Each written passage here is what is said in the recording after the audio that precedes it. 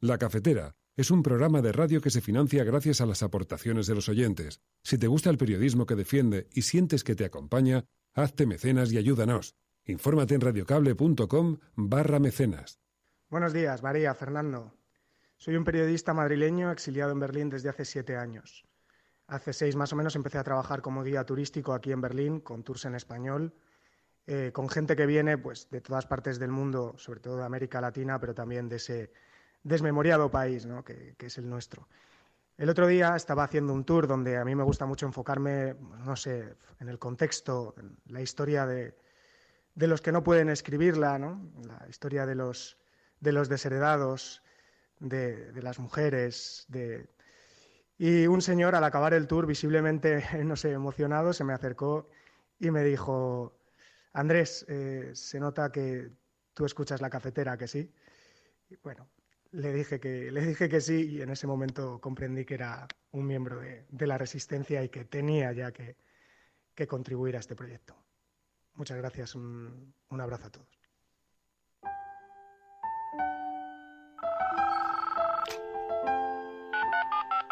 Son las 8:30 de la mañana.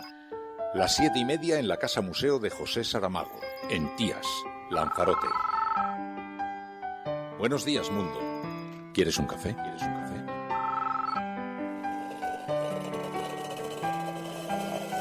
En el programa La Cafetera de Radio Cable. En una entrevista en Radio Cable. Durante 20 minutos en Radio Cable y dice todo lo que van a escuchar. Mañana en La Cafetera de Radio Cable. Radio Cable, que ha conseguido una auténtica primicia, ha entrevistado esta mañana y ha conseguido situar esa entrevista y lo que le ha dicho en los titulares de todos los digitales. La Cafetera. Dirige Fernando Berlín. Con María Navarro. Pues sería un superdomingo, sin duda. Pero es factible. Pregunta. ¿Es factible, ministro? Yo no sé. Yo creo que lo importante ahora mismo, el gobierno está concentrado en salvar estos obstáculos que comentábamos antes, y la superación de los mismos pues determina todos los demás escenarios. Nada es descartable, por las mismas razones que decía que nada puede constituirse como seguro. De todas formas, yo insisto, en algún caso se me ha interpretado casi como si fuera prepotencia, pero el presidente del gobierno tiene algunos atributos referidos a su posición de poder, ¿no? Y el hecho de disolver las cámaras y convocar elecciones es un instrumento muy poderoso, lo suficientemente poderoso para no para jugar con él ni advertirlo. He reconocido el liderazgo del rey Mohamed VI en todo lo que tiene que ver con la aproximación de Marruecos a la Unión Africana, de la aproximación que tiene el rey de Marruecos en relación con un fenómeno global que afecta al conjunto de países como es la cuestión de la migración. No están de acuerdo en que los presupuestos no se deben de negociar, que por cierto no sé quién le ha dicho a Iglesias que vaya a negociar nada en nombre del gobierno. El gobierno es el que tiene que negociar. No, él ha dicho que no, con claridad. ¿Por qué no le dicen a sus jefes que apoyen un presupuesto que es bueno para Andalucía, que cumple con nuestro estatuto? Si apoyaron ustedes un presupuesto que nos maltrataba y nos agraviaba en un 36%, ahora que hay un presupuesto que cumple, apóyenlo. Libros de texto que distribuye la Junta de Andalucía. No, y no se la ha traído roto. Mire usted, en la página 73, las comunidades autónomas, dice: España es un Estado plurinacional. ¿Esto es lo que usted defiende, señora Díaz? ¿Esto es lo que queremos enseñarle a nuestros hijos? Usted y yo tenemos una gran oportunidad. Usted y yo tenemos la oportunidad de cambiar el gobierno de la Junta de Andalucía. Y le aseguro que si usted y yo sumamos los escaños suficientes, nos vamos a poner de acuerdo. ¿Sabe usted por qué? Porque es una oportunidad que los andaluces están esperando hace 40 años, un cambio de gobierno. Al señor Moreno Bonilla recordarle simplemente que no han gobernado en Andalucía, pero que sí que han gobernado en España y han gestionado la crisis de forma que la han hecho pagar a la mayoría social que no la provocó. Provocó la crisis el sector financiero, se ha enriquecido con la crisis junto a las eléctricas y es la mayoría social la que ha sufrido las consecuencias, también especialmente en Andalucía, porque veníamos de una situación de mayor vulnerabilidad en nuestra economía.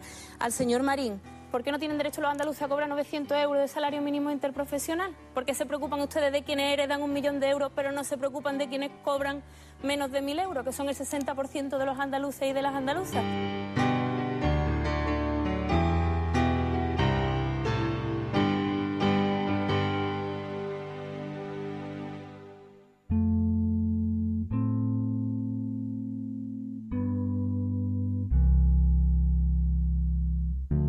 Buenos días, cafetera. Resulta que el portavoz del Partido Popular en el Senado, Ignacio Cosidó, envió un mensaje por WhatsApp el pasado sábado a 146 compañeros en el que se jactaban de controlar el Tribunal Supremo con el nombramiento del juez conservador Manuel Marchena.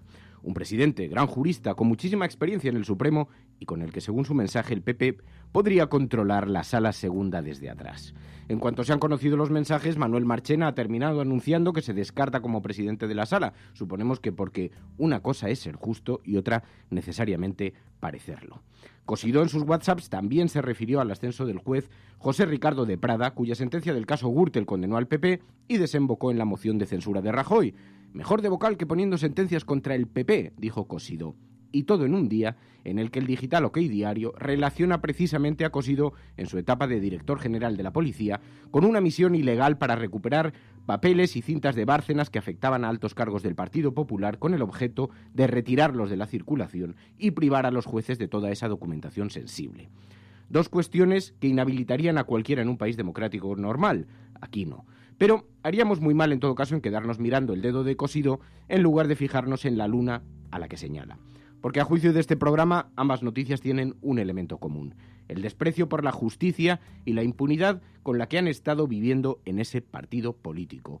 Hoy en las redes sociales el enfado de la opinión pública era manifiesto y algunos apuntan irónicamente que ya van siendo muchas informaciones como para ir pensándose la ilegalización del Partido Popular como organización política. Esta es la apertura del programa de Radio La Cafetera de hoy, 20 de noviembre de 2018. Si lo estás escuchando, eres La Resistencia y no estás sola.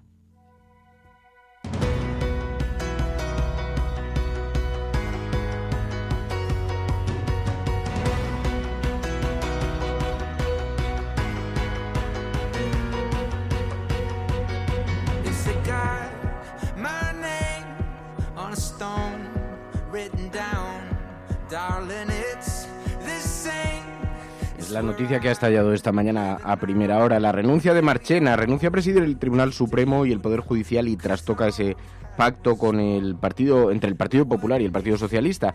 Es lo que dice el periódico El País a esta hora en su portada. Marchena renuncia a presidir el Supremo y el Poder Judicial. Jamás he concebido el ejercicio de la función jurisdiccional como un instrumento al servicio de una u otra opción política, recalca el magistrado en un comunicado que ha hecho público. El juez Manuel Marchena renunciaba este martes a presidir el Consejo General del Poder Judicial. Pero todo sucede después de estos mensajes de Cosidó, en los que pone de manifiesto el escasísimo respeto que tiene el Partido Popular por la justicia, porque ya ni siquiera la desfachatez, lo impúdico de presumir de ello en un mensaje de WhatsApp al que tuvieron acceso más de 100 y pico personas, 146 compañeros, es un auténtico escándalo, pero no es el escándalo, es el retrato de algo, es el escaparate de algo. Bueno, de esto vamos a hablar hoy a lo largo del programa, así que os pedimos vuestra ayuda, vuestro análisis ya sabéis, a través de un hashtag, #la cafetera a galopar, #la cafetera a galopar. Hoy es 20 de noviembre, #la cafetera a galopar, a galopar, a galopar, hasta enterrarlos en el mar.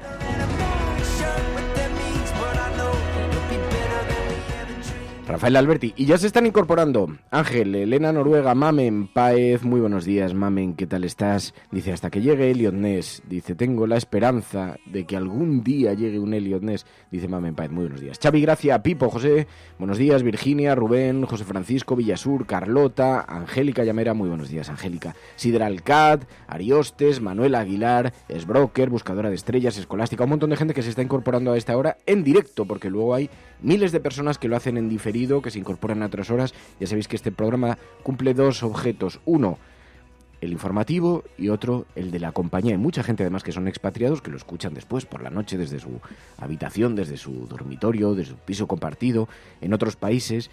y escuchan nuestro programa porque les sirve como un hilo de Ariadna que les conecta con sus raíces, con su familia.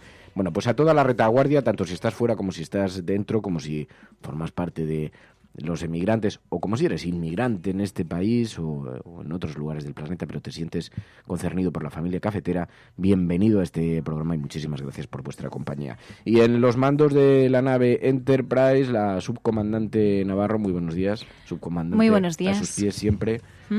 Sí, seguro que ya esta utilización de la terminología de filas, hay a quien le resulta extraña, filocafetera.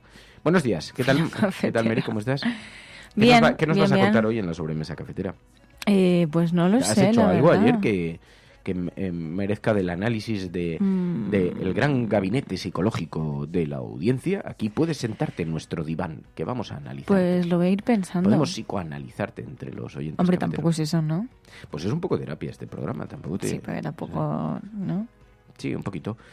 Yo si quieres os puedo contar, pero no es muy apasionante. Yo pensaba que vendrías con alguna gran historia. Los que tenéis vida, tenéis grandes historias. No he tenido una gran historia. Detrás de un café siempre hay una gran historia. Es bonita esa frase, sí. ¿verdad? Detrás de un café siempre hay una gran historia. A veces son tristes, pero siempre que hay dos personas alrededor de un café, algo está ocurriendo. Siempre. Podemos pensar algo en torno a esa idea para antes de Navidad. ¿Cuál sí, para sería Navidad? tu historia para Navidad? Bueno, luego lo pensamos. Sí, luego lo pensamos. Vemos. Pero vamos a analizar las portadas de los periódicos, si os parece, y así vemos cuál es el esquema informativo, digamos la columna vertebral de la información según la agenda setting, luego vemos la agenda cafetera y así podemos hacer análisis. Vamos a hablar hoy además con Juan López de Uralde. Hay un vídeo que está circulando en internet que ha tenido una gigantesca repercusión, la de la caza de un venado perseguido, acosado por perros que se van despeñando por unas rocas. Es una imagen durísima, ha provocado una gran polémica entre la opinión pública y le vamos a preguntar por Juan López de Uralde, por estas prácticas de caza, por el significado del vídeo, por el resultante de ese vídeo tan dramático que ha terminado filtrado a las redes sociales, pero que lo habían grabado entre ellos mismos. Bueno, y vemos así un poquito las portadas de los periódicos, el análisis de la prensa y luego ya nos quedamos en la sobremesa cafetera charlando de la vida y de las cosas que nos unen y de cosas ya más dispares que no están relacionadas con la actualidad. Yo si queréis os cuento que ayer finalmente, pero os lo cuento luego, tuve que ir a por el coche con la grúa. Porque como he perdido las llaves del coche de mi madre, es una cosa así de lamentable, tuve que llamarla: mamá, he perdido las llaves de tu coche y el coche ya no tiene llaves, ya también he perdido el duplicado. Así que tuvo que ir una grúa y llevárselo. En fin, un periplo alucinante que me tiene absolutamente enloquecido. Bueno, esto es la cafetera, si lo estás escuchando ya veo que no te interesa nada, Mary, no pasa nada, subcomandante, lo entiendo. Que sí que me interesa. Nada, de nada. Que sí que me interesa, Juan, interesa un montón. Esta historia me la contaste en directo. Pues no del todo, no te conté mi experiencia con el hombre de la grúa. El gruero. Sí, que no tenían carritos para todas las ruedas y no había manera de mover un coche que no puedes mover sin carritos para todas las ruedas. Y me dijo, es que yo no soy policía nacional. Porque no todo tengo esto las llaves siguen rueda. sin aparecer. No han aparecido. Muy Una bien. pena. Bueno, esto es la cafetera. Luego ya hablamos de estas cosas en la sobremesa, si os parece. Pero vamos a ver las portadas de los periódicos porque insisto en que hoy la última hora la conocemos con esta información, la renuncia de Manuel Marchena a presidir el Tribunal Supremo. Esto trastoca completamente el pacto que tenía Partido Socialista y Partido Popular, aunque veremos en qué condiciones se materializa, porque claro, ha sido por un patinazo de Ignacio Cosidó, que ha enviado un mensaje a 146 senadores, a 146 compañeros, 146 personas que han recibido su mensaje en el que presumía del control del Partido Popular sobre el Supremo con el nombramiento de Manuel Marchena. Así que coincide en tiempo y, claro, imaginaos, las asociaciones judiciales ya habían expresado su respeto por la figura de Marchena, pero es que ayer además hubo huelga en la Judicatura española entre jueces y fiscales, una huelga que convocó a más del 50% de los colectivos. Estuvo en torno al 50% del seguimiento. Ayer había gente que llegaba a los tribunales y le citaban para otros días porque se posponían algunas vistas. Bueno, la Judicatura, que está en pie de guerra por la judicialización, por la politización de los tribunales, por la falta de recursos. Así que todo esto se suma a una gran crisis que está viviendo la justicia en este país. Bueno, Esto es lo que se refiere al asunto judicial. Ahora vamos a ver cómo lo han tratado los medios de comunicación, pero ya os pedimos, ya os decimos que hoy el hashtag del programa es Almohadilla la cafetera a galopar. Almohadilla la cafetera a galopar. Os pedimos ahí vuestra participación.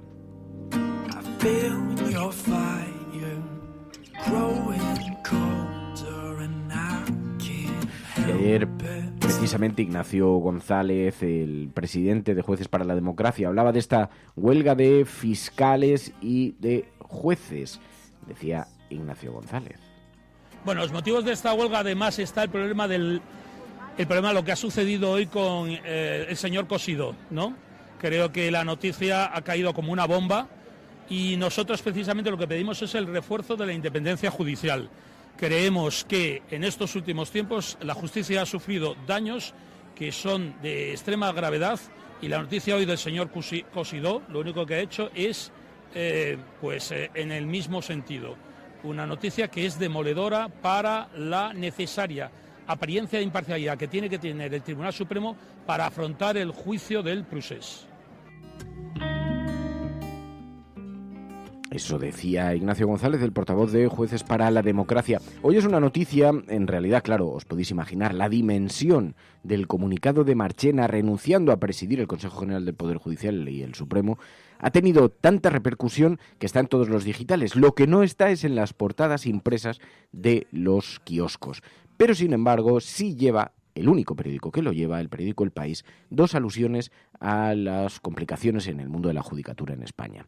En primer lugar, dice el periódico El País, un portavoz del PP se jacta de tener bajo control al alto tribunal. Es una noticia breve dentro de la portada, relegada a la columna derecha, en la parte inferior, y dice: Ignacio Cosidó, portavoz del PP en el Senado, alardeó en un grupo de WhatsApp con 146 miembros de su partido de que este controlaría desde detrás órganos clave del Tribunal Supremo. Cosidó admitió los mensajes, pero achacó la polémica al lenguaje coloquial empleado.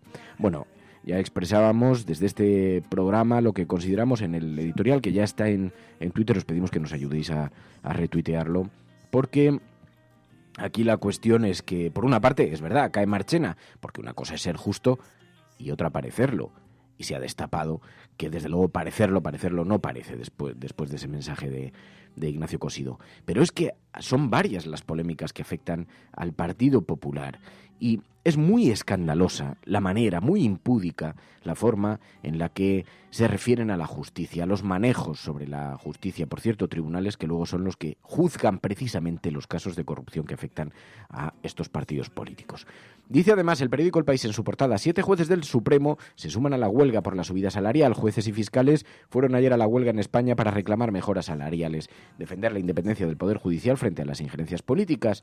Según datos del Poder Judicial, el 48,3% de los jueces en activo se sumó al paro, el segundo este año, una cifra que los convocantes elevaron al 61%.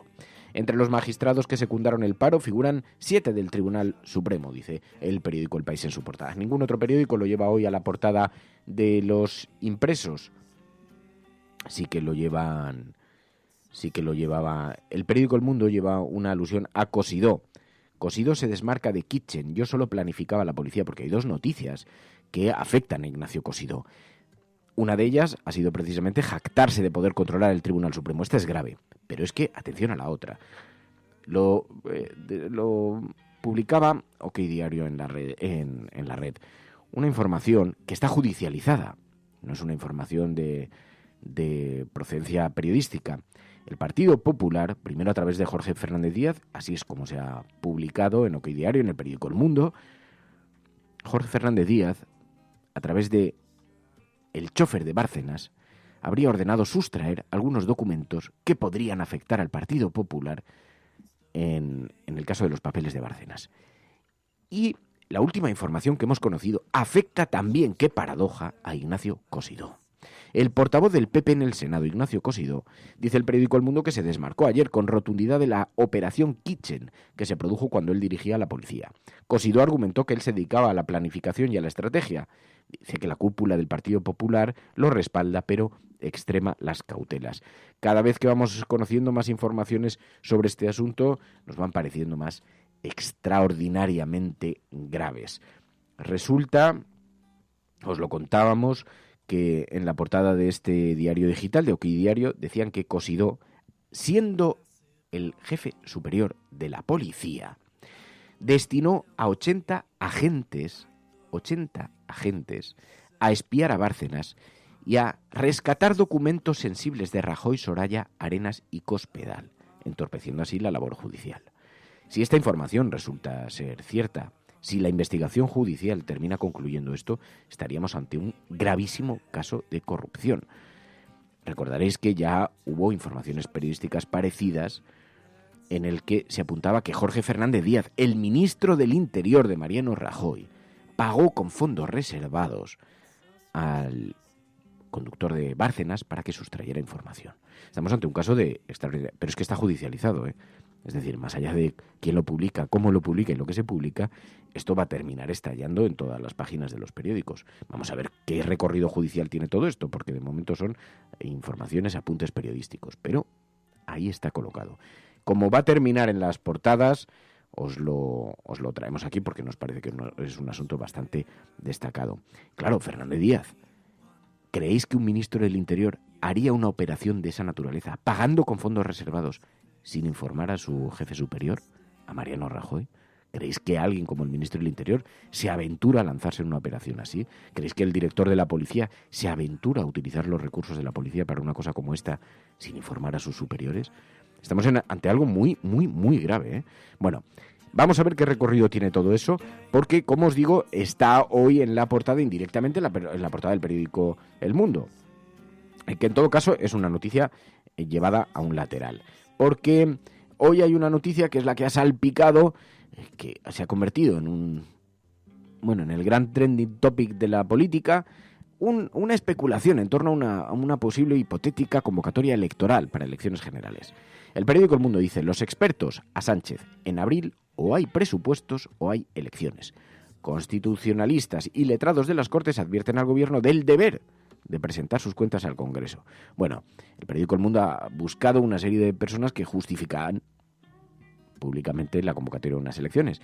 Pero es que resulta que Ábalos especuló sobre la idea de un posible adelanto electoral y entonces, a partir de sus palabras, ha empezado todo el mundo a hacer quinielas sobre la posibilidad real o no de adelantar las elecciones. Eso haría, por los cálculos que se han hecho de fechas, que coincidieran 3 elecciones: europeas, autonómicas y nacionales. Habría que poner 3 urnas, habría que votar en 3 lugares diferentes.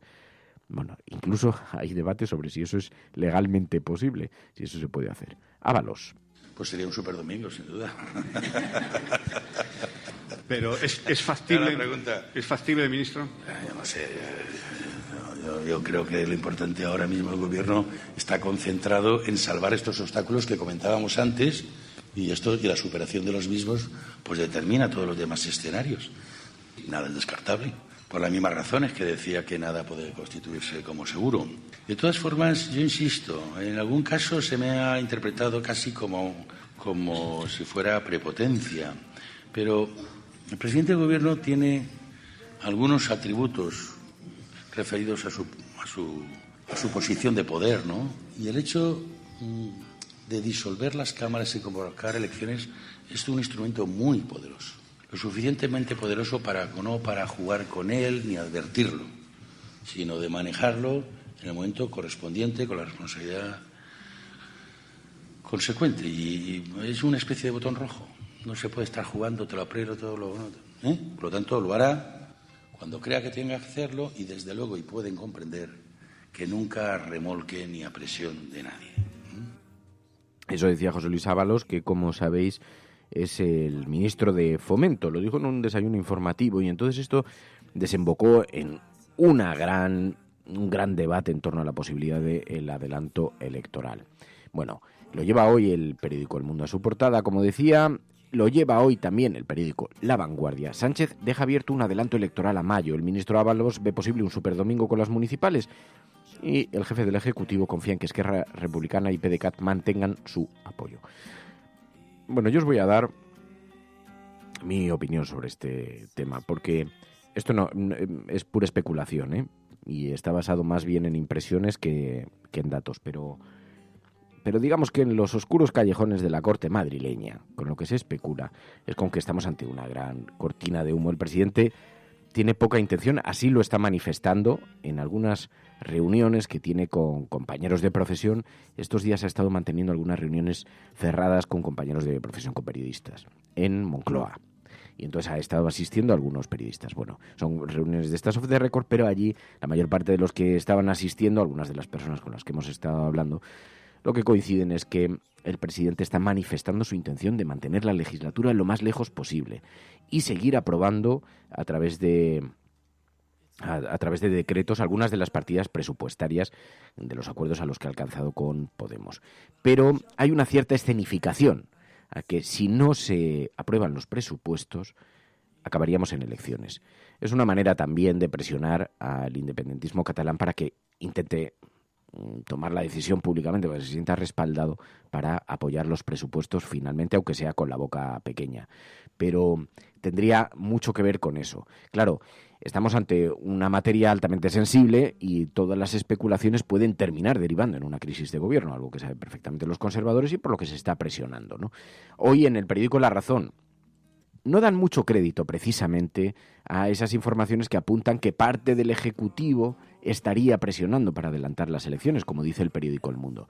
Es poco creíble que el Ejecutivo de Pedro Sánchez esté presionando a su propio presidente del Gobierno para que lo haga. Pero, sin embargo, en esto coincide precisamente La Razón.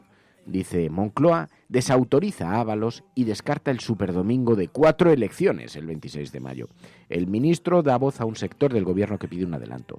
Los varones creen que una convocatoria conjunta en 2019 les perjudicaría. La posibilidad de unas elecciones anticipadas volvió ayer a tomar cuerpo casi por accidente. Según Moncloa, fue un desliz de José Luis Ábalos, ministro de Fomento y hombre fuerte del Partido Socialista, que dejó la puerta abierta a la celebración del próximo 26 de mayo de las elecciones europeas, municipales, autonómicas y generales.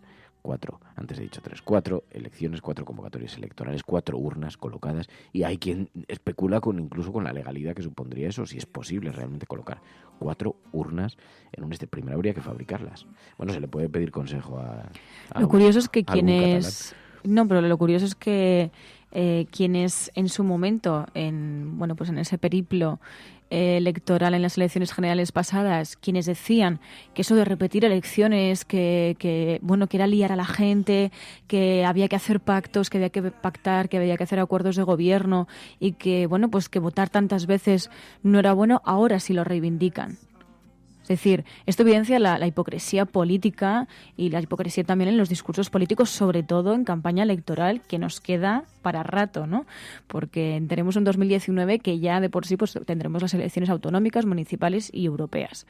Y quién sabe si también las generales, porque de hecho Fernández Vara aquí en la cafetera ya lo decía, ¿no? Que que otoño de 2019 podía ser una de esas. Es otra de las fechas precisamente con la que se ha especulado, pero bueno, hay otros temas, además de internacional precisamente. Gibraltar amenaza el Brexit. España rectifica, pide negociar con Londres en un futuro. Borrell reclama ahora modificar el artículo 184 del acuerdo para que deje claro que el estatus del Peñón no está cerrado. A menos de una semana de que los líderes europeos se reúnan en Bruselas para cerrar el acuerdo del Brexit, España exige modificar el borrador al denunciar la falta de claridad sobre Gibraltar. Tened mucho cuidado con toda esta con todo el ruido que hay en torno a esta historia, porque el acuerdo del Brexit es un acuerdo para la transición hacia el Brexit, para la desconexión, pero es un acuerdo que en teoría solo está vigente hasta el 2020, 2 años de vigencia. Es decir, hay una gran polémica con lo que va a suponer entre las relaciones Gibraltar, España, Reino Unido, pero en realidad es un acuerdo circunstancial. Es verdad que se puede prorrogar si la salida del Reino Unido de la Unión Europea no se produjera en los términos o a la velocidad deseada o con las condiciones deseadas, pero digamos que hay un gran ruido en torno a esta materia, pero que tiene muy poco significante. Otra cosa es que se están intentando marcar algunos objetivos. Así lo exponía el propio Josep Borrell. Decía, cuidado que las negociaciones entre la Unión Europea y el Reino Unido no se aplican exactamente a Gibraltar, y manifestaban sus dudas. Pero esto hoy está marcando grandes titulares. Queremos que quede claro la interpretación de ese texto de que las negociaciones entre el Reino Unido y la Unión Europea no se aplican a Gibraltar. Y hasta que no quede claro entre el acuerdo de retirada y la declaración política sobre la relación futura, pues no podremos dar nuestro acuerdo.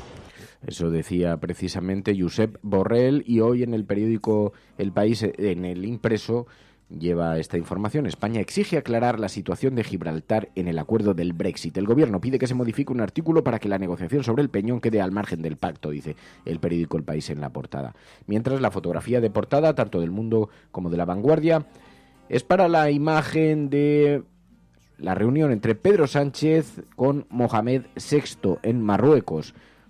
Allí se trasladó el presidente del gobierno español y pidió a la Unión Europea ayudas estructurales para que Marruecos controle mejor los flujos migratorios. A cambio, acordaron favorecer la política de retorno, o sea que Marruecos acepte más devolución de los inmigrantes. Pero presumió Pedro Sánchez de las extraordinarias relaciones que existen entre España y Marruecos. He reconocido el liderazgo del rey Mohamed VI en todo lo que tiene que ver con la aproximación de Marruecos a la Unión Africana, de la aproximación que tiene el rey de Marruecos en relación con un fenómeno global que afecta al conjunto de países, como es la cuestión de la migración.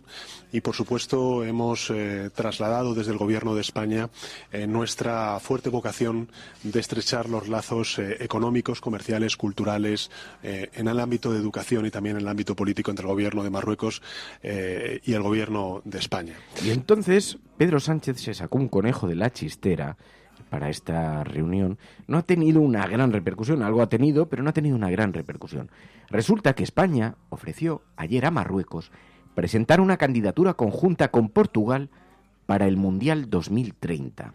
Marruecos, Portugal y España, dos continentes diferenciados que se conectarían gracias a la convocatoria de este Mundial de Fútbol del año 2030. Y resulta que hoy las crónicas lo que nos dicen es que Mohamed VI se mostró muy receptivo a la propuesta de Pedro Sánchez. Es un reto, es muy ingenioso, y hay que reconocer el ingenio que tiene eso, porque esta aproximación cultural a través del deporte, de la óptica, de un proyecto común compartido, que goza de tantísimos seguidores, que claramente será aplaudido si consiguen sacarlo adelante y sacarlo adelante en condiciones, pues el presidente, antes de emprender el viaje de regreso a España, dio por sentado que la propuesta era aceptada por las autoridades marroquíes y dijo: hay que empezar a trabajar en la presentación de esta candidatura.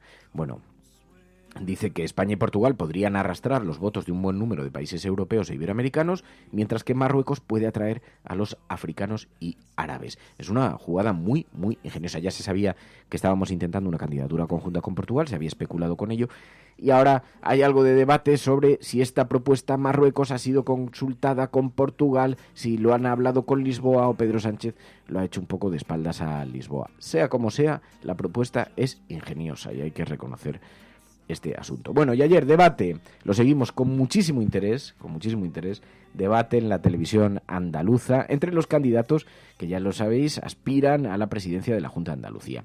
Allí se enfrentaron Juanma Moreno, del Partido Popular, Marín, de Ciudadanos, Susana Díaz, del Partido Socialista, y Teresa Rodríguez. Bueno, hubo algunos intercambios interesantes, pero más allá de lo retórico, lo que vimos es un partido Ciudadanos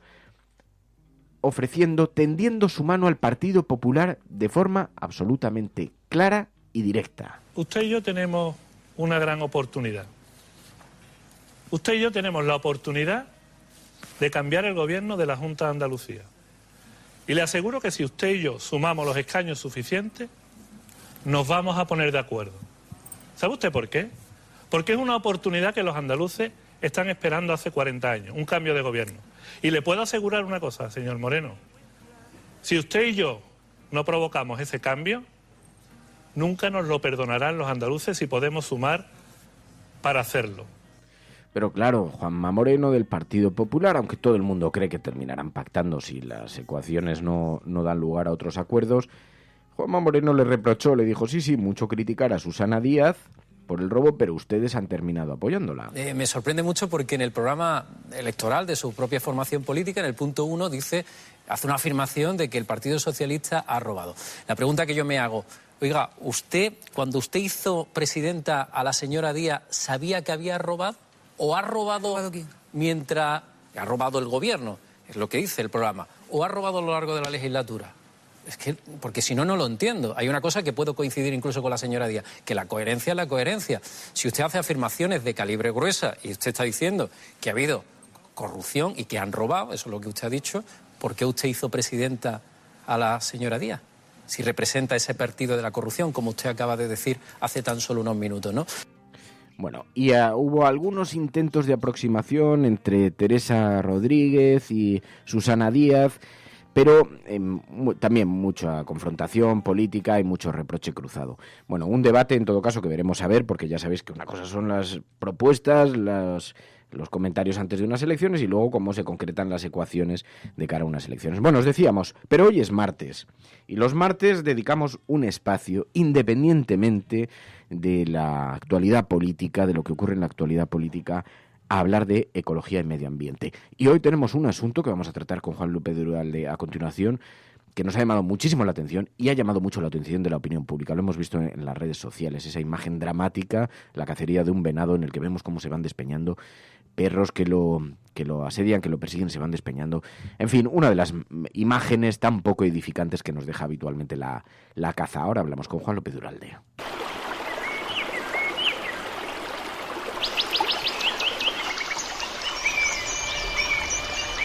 Datos que aseguran que el calentamiento global provoca cada año en el mundo 7 millones de muertes prematuras, más que las causadas por el SIDA y la malaria, por ejemplo. Han ido a parar al río Guadiamar después de que se rompiera una balsa en las minas de Aznalcóllar. El vertido, que contiene ácidos y metales pesados, ha afectado a viviendas. Estos picos de polución no solo hacen que nuestra salud se resienta, también reducen nuestra esperanza de vida. El petrolero, el Prestige, que naufragó ayer con 77.000 toneladas de combustible en su interior. Hay que controlar que no aumente el vertido al mar. En Muxía, entonces aquí caían 450 litros por metro cuadrado, ahora son 308 y la uva se seca. El agujero del Ártico alcanzó un tamaño similar al de 5 veces Alemania y se formó la primavera pasada tras un periodo inusualmente prolongado de bajísimas temperaturas.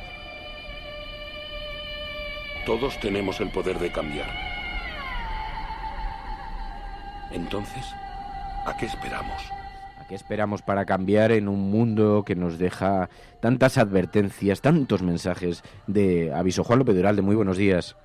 Hola, buenos días, Fernando.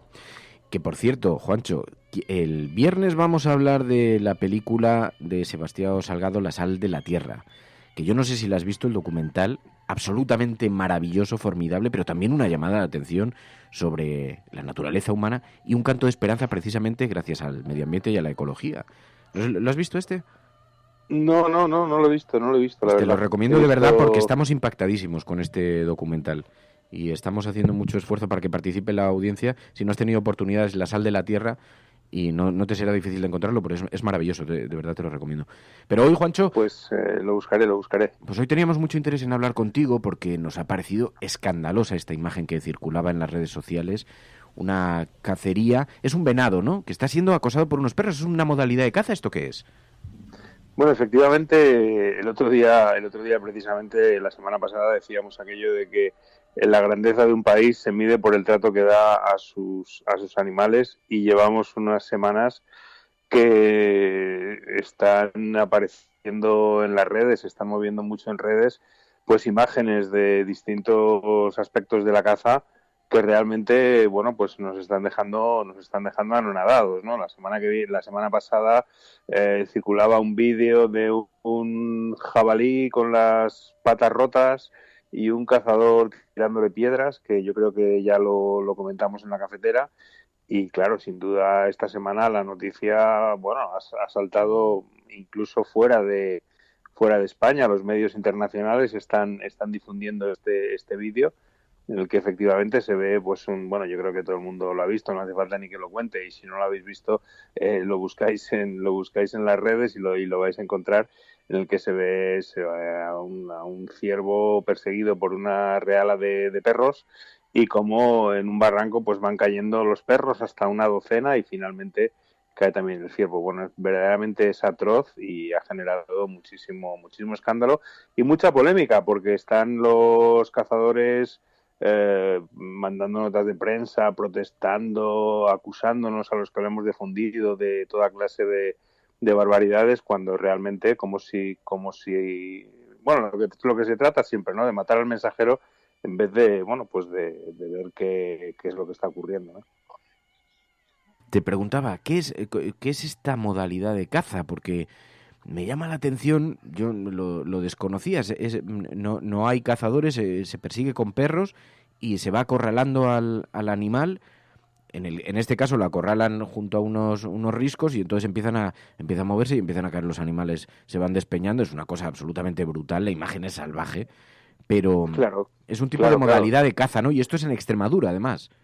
Efectivamente, es en Extremadura, en el término municipal que se llama La Herreruela, debe ser en una finca y bueno, pues por algún motivo hay algo que les gusta mucho a los cazadores, que es filmar sus hazañas, ¿no? Porque realmente estos vídeos normalmente vienen de gente de que está en la propia cacería y que los graba y los sube a las redes, pues un poco para presumir de fíjate que lance de caza tuvimos el otro día y tal. Claro, el problema es que lo comentábamos también el otro día, ¿no? Cada vez hay un mayor alejamiento entre el mundo de la ecología y el mundo de la caza, ¿no? Y lo que ellos pues a lo mejor percibían o perciben como algo que les va, bueno, pues de lo que presumir, resulta que sistemáticamente se les acaba volviendo en contra, ¿no? Y por eso comentaba pues las notas de prensa que están sacando la Federación de Caza y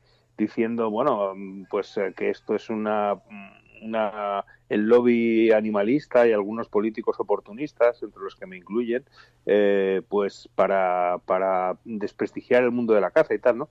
Cuando la realidad es que se desprestigian ellos solos, es decir, que son ellos los que graban los vídeos, son ellos los que los suben y lo peor de todo, son ellos los que realizan estas prácticas, pues que, bueno, realmente son atroces. Sí, son atroces porque se ve cómo se instrumentaliza a los perros para cazar de esta forma tan vil a un animal que está tratando de huir y la escena es dramática, es absolutamente dramática. Habéis pedido que el gobierno investigue.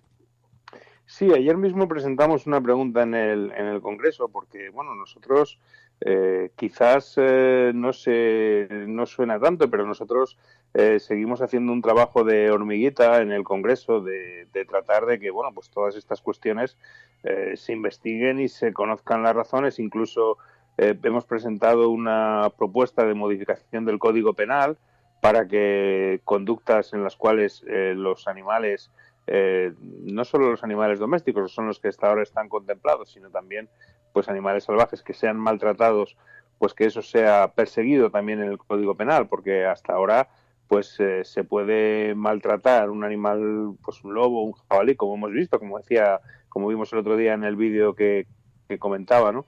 Y eso no tiene un castigo, no está penalizado. Nosotros queremos que eso cambie y estamos efectivamente en el Congreso pues tratando de que estas cuestiones se tramiten y que tengan su espacio, porque no cabe duda por el impacto que está teniendo en las redes, que ha sido brutal. Yo creo que este vídeo realmente ha tenido un impacto brutal. Pues demuestra que efectivamente hay una preocupación, y eso no quiere decir, como hay gente que dice, es que os preocupáis de los perros pero no os preocupáis de... No es verdad, nos preocupan las personas, nos preocupan muchísimas cosas, pero insisto en lo que decía al principio, ¿no? También cómo tratamos a nuestros animales da la medida de la grandeza de un país y por lo tanto no se puede permitir este tipo de actividades pues que generan tanto daño, ¿no? Y tanto sufrimiento a unos seres que no lo merecen.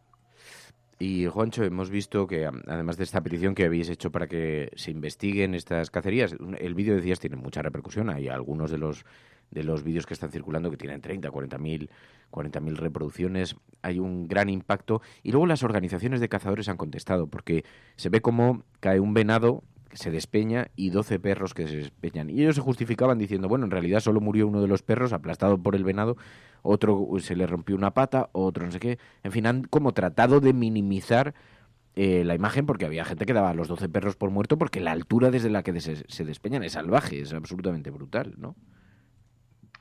Sí, pero sobre todo yo lo que destacaría de la respuesta de los cazadores es que en vez de hacer la más mínima autocrítica sobre sus prácticas y bueno, pues tratar de enmendarlo, lo que hacen es atacar, ¿no? Hacen un contraataque contra todo aquel que que difunde el vídeo, contra las organizaciones que lo denuncian, etcétera, etcétera, cuando en realidad, pues es evidente que actúan. El lobby de la caza es un lobby muy poderoso, es un lobby que tiene mucha presencia en las instituciones, es un lobby que tiene mucha influencia en el Congreso. Lo hemos visto cada vez que se ha tratado de hacer alguna modificación, pues cuando, por ejemplo, en el convenio europeo de animales de compañía se prohibía la amputación del rabo de los perros, pues el lobby de la caza, intentaron por todos los medios evitar que esa prohibición fuera adelante, que por cierto ya ha entrado en vigor, desde el mes de febrero está prohibida la amputación,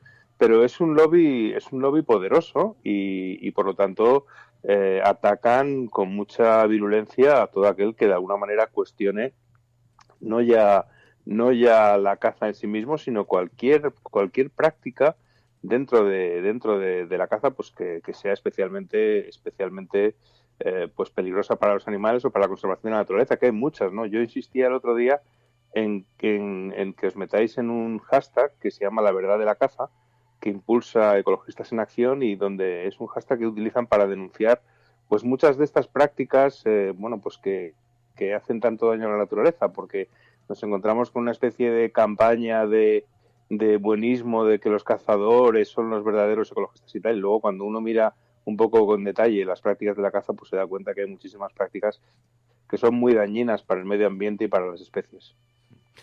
Pues Juan López Duralde, Juancho, te agradezco muchísimo, como siempre, que nos hayas dedicado un ratito y de verdad te recomiendo, recuerda, La Sal de la Tierra, el documental sobre la vida y la fotografía de Sebastián Salgado, que es auténticamente maravilloso. Yo creo que te va a encantar. No me lo pierdo. Y además es una llamada a eso, a la esperanza gracias al medio ambiente, a la lucha por el medio, en fin, te va a gustar mucho. Pues no me lo perderé, lo busco y lo veo y lo comentamos. Venga, cuídate, un abrazo, Juancho, gracias. Un abrazo, Fernando. Adiós. Nuestras poses, nuestra imaginada autoimportancia, la ilusión de que tenemos alguna posición privilegiada en el universo, todo eso se ve cuestionado por ese punto de luz pálida. Nuestro planeta es una mota solitaria en la enorme y envolvente oscuridad cósmica. En nuestra oscuridad, en toda esa inmensidad, no hay ningún indicio de que vaya a llegar ayuda desde algún otro lugar para salvarnos de nosotros mismos. De momento, la Tierra es el único mundo conocido que se sabe que alberga vida. No hay ningún otro lugar, por lo menos a corto plazo, al que pueda migrar nuestra especie. Visitar, sí. Asentarse, aún no. Nos guste o no, de momento la Tierra es el lugar en el que podemos sobrevivir. Se ha dicho que la astronomía es una experiencia humilde que forja el carácter. Quizás no haya mejor demostración de lo absurdo de la arrogancia humana que esta imagen tan lejana de nuestro minúsculo mundo. Para mí subraya la responsabilidad que tenemos de tratarnos los unos a los otros con más amabilidad y de preservar y cuidar mejor ese pálido punto azul, el único hogar que hemos conocido jamás. No estabas escuchando, no estabas prestando atención, Mary, a Carl Sagan, nuestro Dios, nuestro líder, nuestro amo y señor, al que idolatramos en este programa cafetero. ¿No te ha llamado mucho la atención? No pasa nada. Estaba haciendo otras tareas del programa. Ya. Bueno, por cierto, que ha salido una información que dice que el PP da por roto el acuerdo entre PSOE y PP, entre su partido y el Partido Socialista, sobre el Supremo y el Poder Judicial. Da por roto el acuerdo con la dimisión de Marchena. Hombre, cabría un poco de humildad en todo lo que está ocurriendo. Es una noticia. Y luego está este accidente que hemos conocido, un muerto y 6 heridos a esta hora. Se conocen al descarrilar un tren de cercanías por un deslizamiento de tierra en Barcelona. En la medida que se vayan conociendo más noticias os la vamos contando. Además, hoy vamos a estar un ratito más conectados porque hay comisión de investigación en el Congreso de los Diputados sobre la financiación irregular del Partido Popular y tiene que asistir Federico Trillo, Y Jaume Matas. Y había un tuit de Gabriel Rufián dando la bienvenida al interrogatorio, así que hay un cierto morbo, hay una cierta expectación por lo que pueda dar de sí esa comisión de investigación, esa sesión de hoy. Lo vamos a seguir un poquito, por lo menos en el arranque, y vamos viendo cómo se va desarrollando. De todas maneras, sabéis que hay dos agendas: la agenda cafetera frente a la agenda setting que marcan los grandes medios de comunicación. Y en la agenda cafetera vosotros elegís qué asuntos queréis que tengan repercusión en la actualidad. We will make America safe again. And yes, together we will make America great again. No puede estar de moda ser izquierdas, pues si son unos carcas. Están todo el día con la guerra del abuelo, con las fosas de no sé quién. Aprovechen estos meses de gobierno Frankenstein para que no se pueda defender la libertad y la unión. Acosen a la gente estos meses. Es usted un provocador. El discurso que ha hecho usted aquí es más propio de un fascista que de un demócrata. No, hombre, no era instructora. No, hombre, no. Es que no tienes ni idea. Pero este no es momento ni de siglas ni de partidos políticos. El enemigo es Daesh, el terrorismo yihadista. El cielo no se toma por consenso. El cielo se toma por asalto. Bienvenidos a la... Más allá de la agenda setting, está la agenda de los oyentes en la cafetera. Buenos días, cafetera. Parece como broma. Que es la única salida al problema territorial. Tu colaboración es importante. Ayúdanos retuiteando la dirección de este programa. Hagamos que se nos oiga. Hagamos que se nos conozca. Radiocable.com.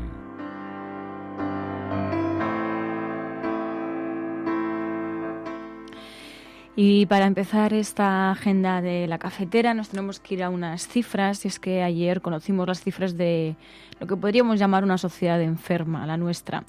Una sociedad en la que el 65% de las víctimas de violencia machista no tiene empleo.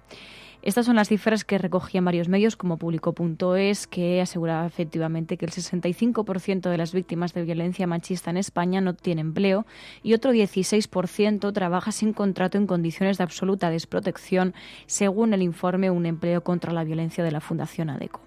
La sexta edición de este informe, hecho público el lunes, pone de manifiesto que existe relación entre el desempleo y la violencia machista porque perpetúa precisamente el maltrato. Pero también daban algunas otras claves. 6 de cada 10 víctimas de esta lacra llevan más de un año sin trabajar.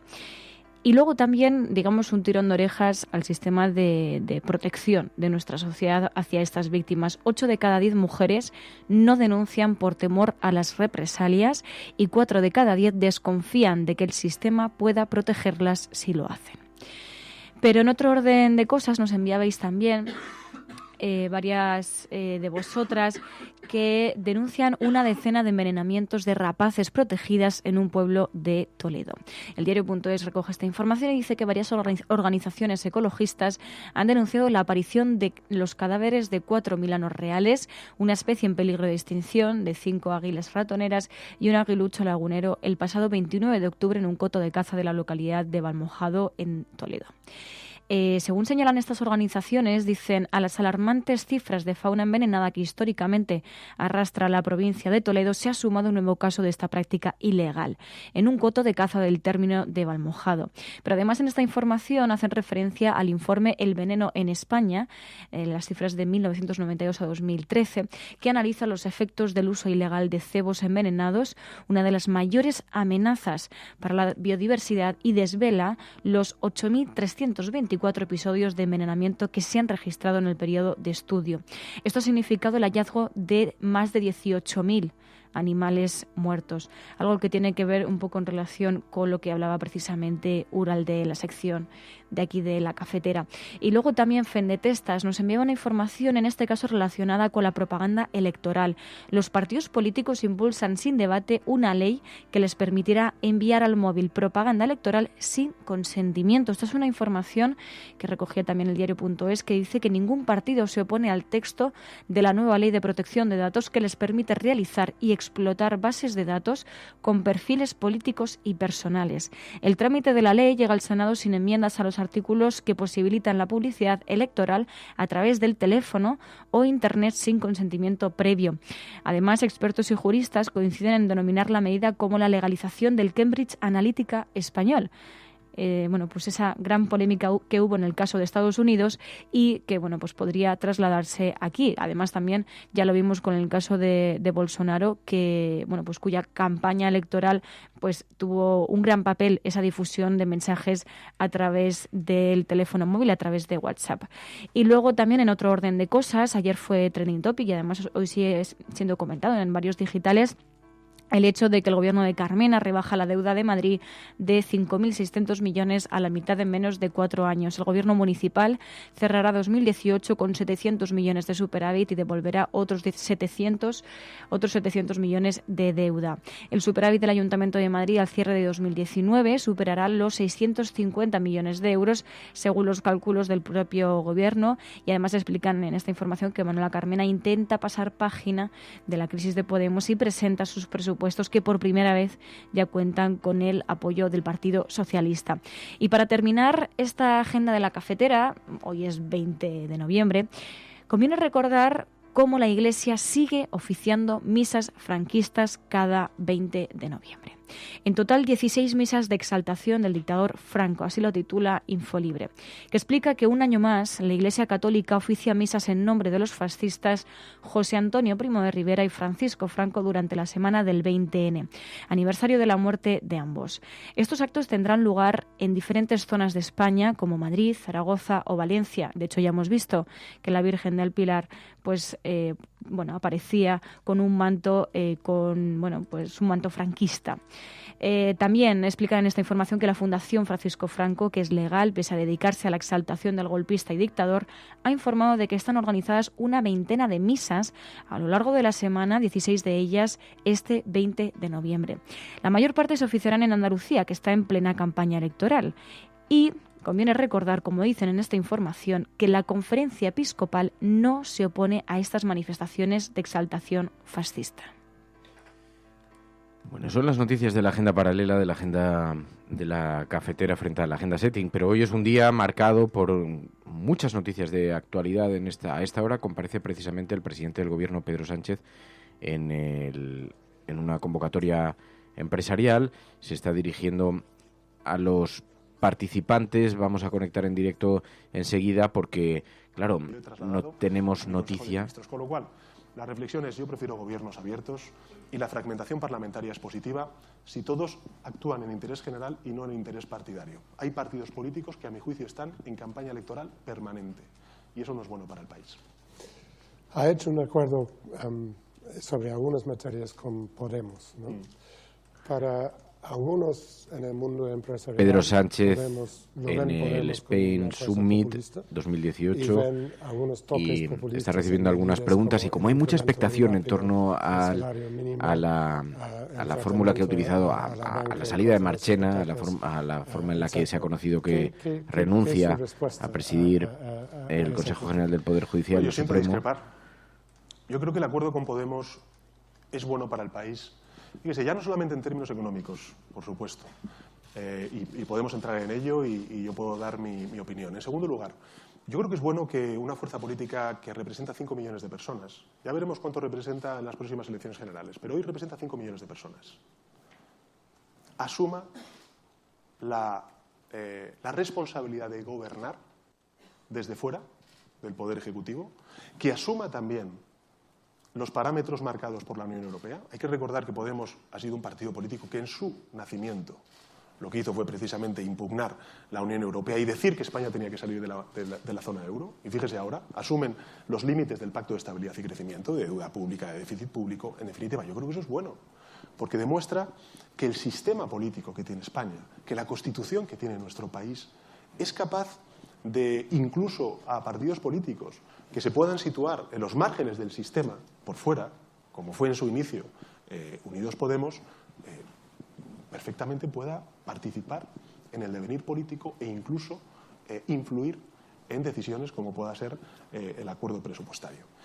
Y la tercera reflexión que a mí me gustaría decir es que, hombre, si uno ve lo que está pasando en Italia o en otros países, donde fuerzas que desde su origen eran antieuropeos y ahora están poniendo en cuestión el Pacto de Estabilidad y Crecimiento, la construcción europea, precisamente para debilitar el proyecto común, pues creo que partidos como Unidos Podemos hayan hecho la reflexión de que dentro de los límites marcados por la Unión Europea se pueden hacer políticas progresistas, creo que es bueno para España y para Europa. ¿Podemos es el único aliado viable para el PSOE o en el futuro podría ser Ciudadanos, por ejemplo, o se han roto puentes en forma definitiva? Yo llegué a un acuerdo con Ciudadanos. De acuerdo, sí. Pero es que yo al señor Rivera no le reconozco. Honestamente lo digo. En fin, yo creo que hay algunos partidos políticos que el día de la moción de censura se les paró el reloj. Y no saben qué decir, no saben qué hacer. Entonces, me parece que el planteamiento que habría que hacer, por eso le decía antes que hay partidos políticos que viven en una campaña electoral permanente, es ser conscientes de que ha empezado una legislatura nueva desde la moción de censura y que, por tanto, todos los partidos políticos tienen que hacer por trabajar por la utilidad de la representación parlamentaria que tienen. Fíjese, yo el otro día lo dije, pero es que además lo reafirmo porque estoy convencido de ello. Estamos empezando a ver algunos brotes de ultraderecha en nuestro país. Vamos a ver si logran o no representación parlamentaria. Pero yo estoy convencido de que esos brotes de ultraderecha en nuestro país tienen mucho que ver con el discurso político de Ciudadanos y del Partido Popular. En Cataluña y en el tema de la migración. Y que al final ninguno de los dos van a ser partidos políticos beneficiados por esa irresponsable oposición. Va a ser la ultraderecha. Y por tanto yo le pediría al Partido Popular y a Ciudadanos simplemente que hicieran una reflexión sobre qué estrategia política van a seguir en la oposición. Porque abandonar la moderación lo único que hace es alimentar la crispación y, en consecuencia, a la ultraderecha en nuestro país. Y creo que eso es lo suficientemente arriesgado y peligroso para que los partidos políticos que están alimentando con su discurso el auge de la ultraderecha reflexionen y moderen sus planteamientos. Frente a Cataluña, su política ha sido de distensión dentro de la ley y de la Constitución. Estamos siguiendo la comparecencia de Pedro Sánchez en el Spain Summit, que está organizado por The Economist, en el que participan varios miembros de su gabinete y que este año trata sobre la recuperación económica. Pero hay numerosas preguntas de actualidad que le están trasladando al presidente del Gobierno. General al Estado autonómico y cómo reordenarlo. Yo creo que sí. Creo que dentro de la Constitución y explorando los márgenes de la Constitución podemos encontrar una solución política a la cuestión de Cataluña. Claro, yo a los independentistas también les plantearía que miraran fuera de sus fronteras, que miraran fuera de las fronteras españolas y que miraran qué es lo que está ocurriendo. Bueno, Pedro Sánchez refiriéndose al conflicto con Cataluña, pero paralelamente está comenzando en el Congreso de los Diputados la comisión de investigación sobre la financiación ilegal del Partido Popular. Acaba de ser preguntado Federico. Responsabilidades cuáles han sido en el Partido Popular mis responsabilidades orgánicas por las que usted se interesa y también las que pudiera tener de otra naturaleza. Verá, mi primer contacto con el Partido Popular es con Alianza Popular en el 87. En aquella ocasión me incorporo como secretario de Estudios y Programas, que es donde prácticamente toda mi trayectoria me he movido. En esa ocasión acababa de producirse el nombramiento de Alberto Rica de León como secretario general y estábamos en ciernes de la dimisión de Fraga. Yo era el jefe de la asesoría del grupo parlamentario, secretario general técnico de alguna manera de esta casa, del grupo parlamentario popular, y paso a ser el secretario de Estudios y Programas. Bueno, ahí no varía mucho, pero cuando realmente tengo un nombramiento orgánico, disculpen, cuando tengo un nombramiento orgánico es en el Congreso IX, Congreso Nacional, que se celebra el 20, 21 y 22 de enero de 1989, conocido como el Congreso de la Refundación, en la que he coordinado como actuación política de don Manuel Fraga. Déjenme decir que estoy muy orgulloso de haber sido lo que entonces fui, su jefe de gabinete, y que sea precisamente en su sala donde comparezco. Fui, como le digo, ratificado como jefe de gabinete de don Manuel Fraga y secretario general adjunto de coordinación. ¿Qué incluye la coordinación? La coordinación incluye la de los grupos parlamentarios, Congreso, Senado, Parlamento Europeo, y la de las comisiones de estudio, es decir, la integración de los militantes y no militantes, de los parlamentarios y, sobre todo, de los portavoces de área, que en mis tiempos presidían las comisiones y eran los portavoces de todo el partido, en la formación de los programas y de la ideología del partido.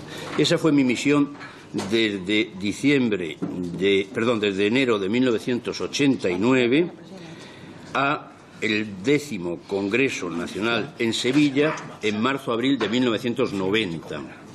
Es decir, estoy ahí pues algo más de un año. Federico Trillo, que está haciendo un repaso a su trayectoria, a su carrera, preguntado por Podemos, creo que ha sido la primera intervención, y estamos viendo a Federico Trillo compareciendo en esa comisión de investigación que se sigue en el Congreso de los Diputados sobre la financiación ilegal del Partido Popular, pero como os decía, hay una cierta expectación. Lo que pasa es que paralelamente está compareciendo también Pedro Sánchez en un foro organizado por The Economist, en el que en este momento se está refiriendo a Cataluña. Pero os digo que hay mucho interés por escuchar al presidente del Gobierno, habida cuenta de que todavía no se ha pronunciado sobre la renuncia de Marchena y la ruptura, por tanto, del pacto con el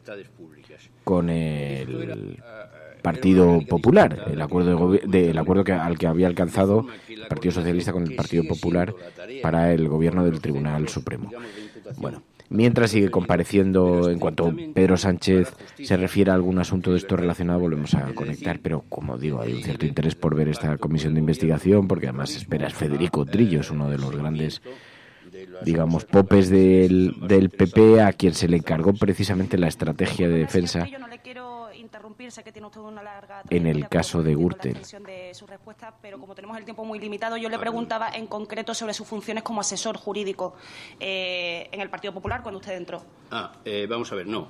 Yo no he sido como tal asesor jurídico del Partido Popular. He sido más bien diseñador de estrategias de los grupos parlamentarios de Coalición Popular. Desde 1982, 83, porque las elecciones son a finales del 82, hablo de memoria en ese punto. Bueno, es que aquí podemos aportar alguna clave, porque es que a Federico Trillo siempre se le ha considerado que era la persona que estaba detrás de las estrategias diseñadas por el PP para desactivar las investigaciones sobre el caso Gürtel, o, dicho de forma eufemística, para defenderse con todos los mecanismos legales frente a los ataques que estaba recibiendo el Partido Popular, pero que venía a ser... El caso Naseiro se produce después, se produce Zaya.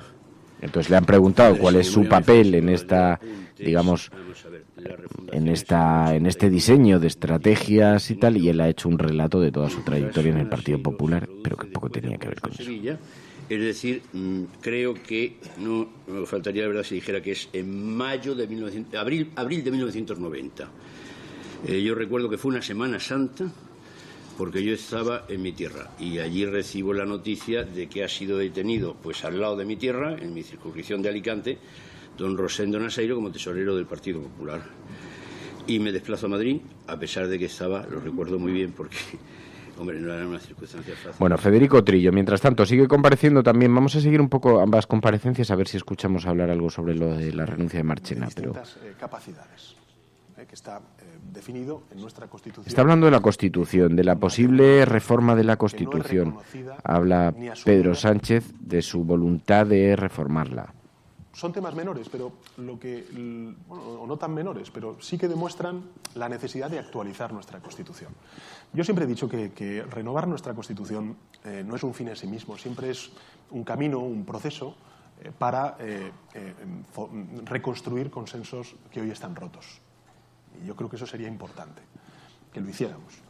El principal consenso, a mi juicio, que tenemos que reconstruir o que tenemos que construir sería el de una generación de gente joven que tiene que ver en esta Constitución sus valores y la sociedad de la cual ellos van a ser líderes, recogida y reconocida en la Constitución. ¿Qué implica qué?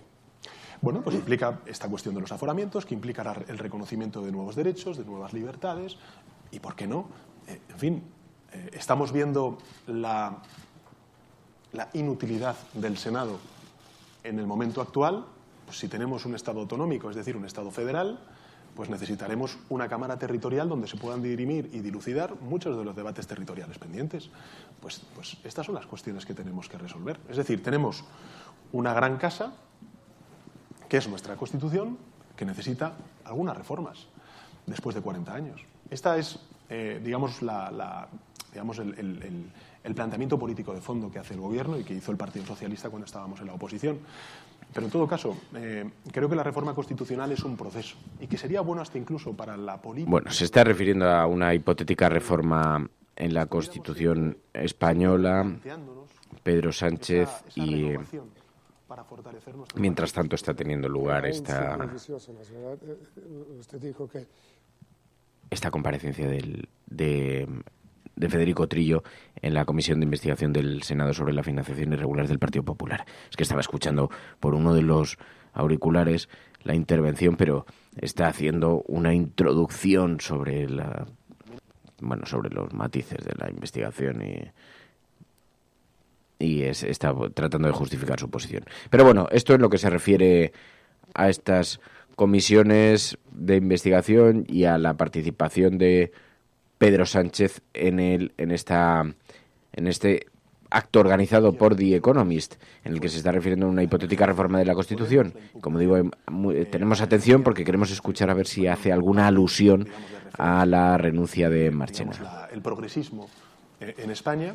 Creo que las elecciones de 2015 y de 2016 dejaron claro que los españoles lo que quieren es que la socialdemocracia lidere esa propuesta progresista.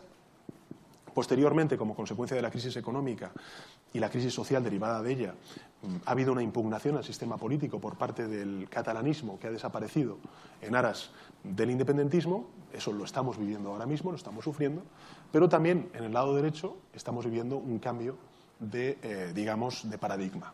El Partido Popular, que había sido un partido que había hecho una propuesta mayoritaria. Bueno, Pedro Sánchez compareciendo en este acto organizado por The Economist. Y mientras tanto, la comisión de investigación que se sigue en el Congreso de los Diputados. Los asuntos financieros, pero el secretario general y el presidente sí lo tenía, ¿o no? Verá, ellos han comparecido aquí, como usted sabe, y como yo he leído, ha comparecido. Ha dicho no haber tenido conocimiento, Federico Trillo, de ninguna caja B, de cuentas paralelas y las cuentas B del Partido Popular, y por eso le ha preguntado la representante de Podemos si otros líderes del partido sí lo conocían. Generales, 5, ¿no? Secretario Álvarez Cascos, Arenas, Acebes, Rajoy, que también lo fue, y Cospedal. Y todos han negado la existencia de financiación paralela o B, y han dicho que no sabían nada de las cuentas. Si ellos que estaban, que eran los responsables orgánicos del partido en la cúpula, no saben nada, imaginará usted lo que yo pueda saber de eso. O sea, que a usted desde su perspectiva le parece normal que el secretario general y el presidente del Partido Popular no tuvieran conocimiento de la situación de las finanzas. Sí me parece normal porque, mire, usted se dedica, obviamente, a la política como diputada y como miembro de su partido o federación de partidos, y usted sabe que cuando se está en política y se está entregado a la política, podrá enjuiciarse con qué intención está unos, otros, si son más o menos coincidentes los ideales de unos y de otros. Pero normalmente con dedicación exclusiva no está uno para cuentas, se lo digo con sinceridad. O sea que me parecía normal. Y también me parece que es normal que el conocimiento, que así lo dijeron y yo lo ratifico, del Comité Ejecutivo, de la aprobación y de la Junta Directiva, que son los órganos estatutarios. Está compareciendo Federico Trillo en la Comisión de Investigación sobre la presunta financiación ilegal del Partido Popular, y también Pedro Sánchez en un acto organizado por el semanario The Economist, interviniendo en este Spain Summit 2018, Pedro Sánchez, que está aludiendo pues a la política del gobierno, Televisión Española, la reforma de la Constitución, y bueno, ha dicho precisamente en este acto: si no acordamos los presupuestos, mi vocación de llegar al final de la legislatura se ve acortada.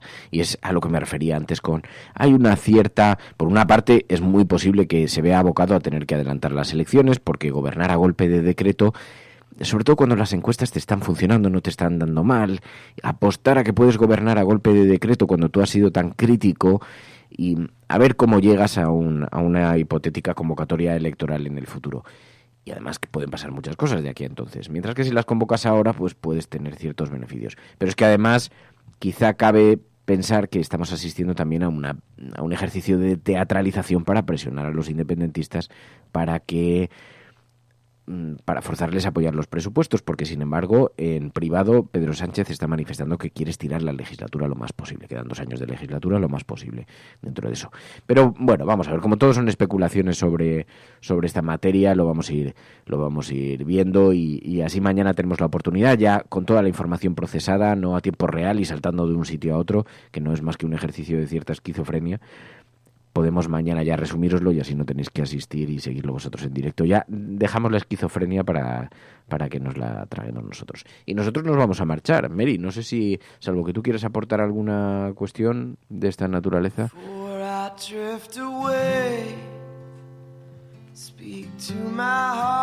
me dice Mary que nos vamos, digo, que mañana más. Porque tenemos una comisión de investigación que se está celebrando, que hay que seguir. Y yo creo que este ejercicio es un poco esquizofrénico para la audiencia.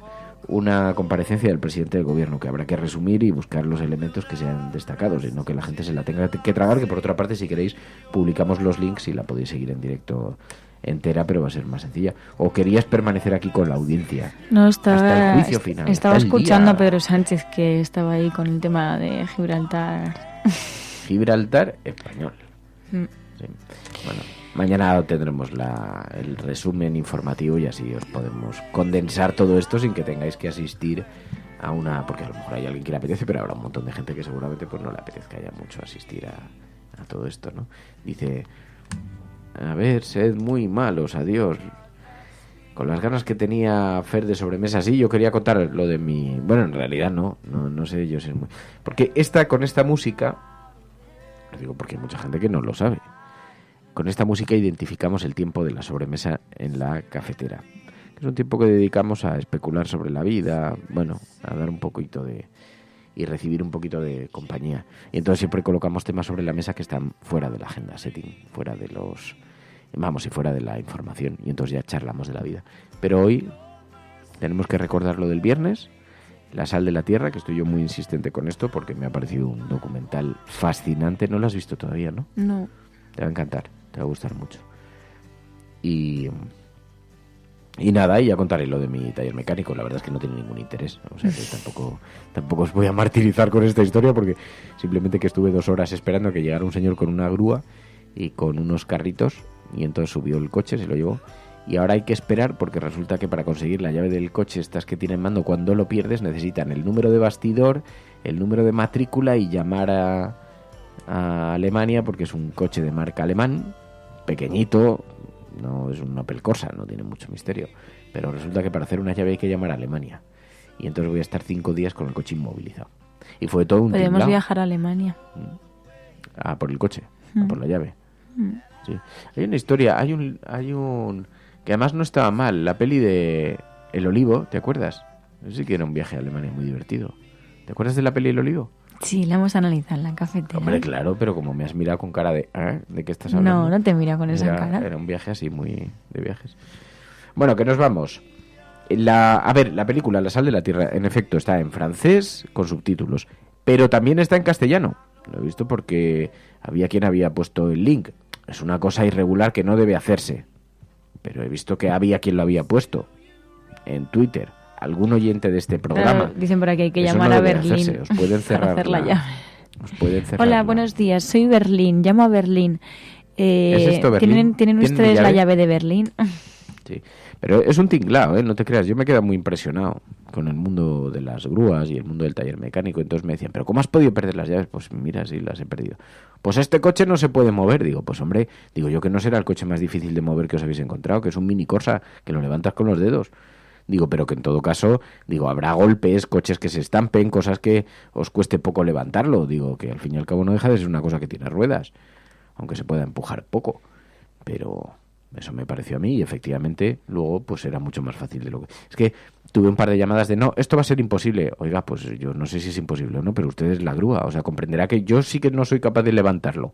Ya, pero es que no se puede. Ya le digo yo que esto va a ser muy difícil. Hay un cierto know-how del experto que que en el fondo lo que te está es tratando de visibilizar que tú no tienes ni idea, ¿no? Es el know-how de la Junta de la Trócola. De aquí hay que alicatar hasta el techo. Entonces me decían, este coche no se puede mover. Y yo decía, pues hombre, digo yo que si usted mueve furgonetas, me ha dicho que su grúa es muy grande y que por eso no cabe en la calle, algo se podrá mover. Luego la grúa sí que cabía y todo eso. Pero te hace sentir un poco así, un poco menor, ¿no? Es como un poco pequeño. ¿No te pasa? No me estás haciendo ni caso esta mañana, mira, Mary, ya que nos no, vamos, hombre, que a ver, Nada, no te enfades, estoy viendo el chat. Estás allá a tu rollo, estoy yo aquí hablando No estoy solo, no menos mal estoy que a me mi está haciendo rollo. caso Lara Ismot. Ay, de verdad, Y atisbo futuro sobre el know-how. Estás hoy ofendidito. No, pero es que es así, estoy ya hablando y me sentía como hablando solo, menos mal que aquí me están escuchando. Yo estoy leyendo a la gente, al pueblo. Ya, no, sí, al pueblo está muy bien que lo escuches. Pues eso. Pero hombre, un poco de hacer como que tiene algo de interés lo que estoy contando, Ya para está, que yo no me sienta vámonos, ofendidito. Ya me he enfadado. Bueno, ya está, ya me espera una mañana divertida. Gracias, españoles. Gracias, cafetera, por enviarme a vuestra representante máxima, a la subcomandante de la cuchería de Que no, plástico. que aquí nunca nos enfadamos. Que ¿no te pasa nunca en ir a un taller y porque seas chica que te miren con cara de no tienes ni idea Sí. de dónde está la bombilla? Y me pasó algo que fue como Porque muy... ayer pasó. Sí, Ayer pasó, ¿no? claro. Bueno, siempre pasa, ¿no? Pero a mí al menos las experiencias que he tenido han sido esas. Y de hecho me dijeron, ¿quieres que saque yo el coche? Tal, digo, no, tranquilo que yo lo sé sacar. Y ves a 4 hombres mirando cómo sacaba yo el coche. No vaya a ser que, pues que rayase las paredes del taller, ¿sabes?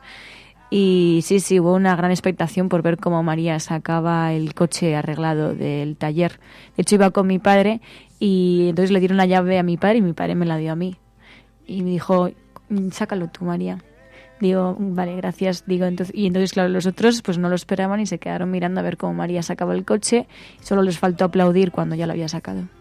es que Pero bueno, son cosas pero que... estas cosas de los micro o Cosas del megamachismos, de los micro megamachismos, por ejemplo, ir a echar gasolina en algunos lugares. No pasa en todas partes porque hay gente, por supuesto, que trabaja en las gasolineras que son seres humanos con cabeza. Y en los talleres también. Y en los talleres mecánicos. Pero en algunos lugares resulta verdaderamente llamativo cuando es una mujer la que acude a echar gasolina, porque es que no hay cosa más repetida. Es que me miran como si fuera tonta, o sea, Sí. no, que ya sé meter el tubo por el agujero, No, querido, además, a lo mejor se el que quedan no desde sabes lo eres lejos tú. y se quedan mirando, como con brazos cruzados, en plan, a ver cómo la lía.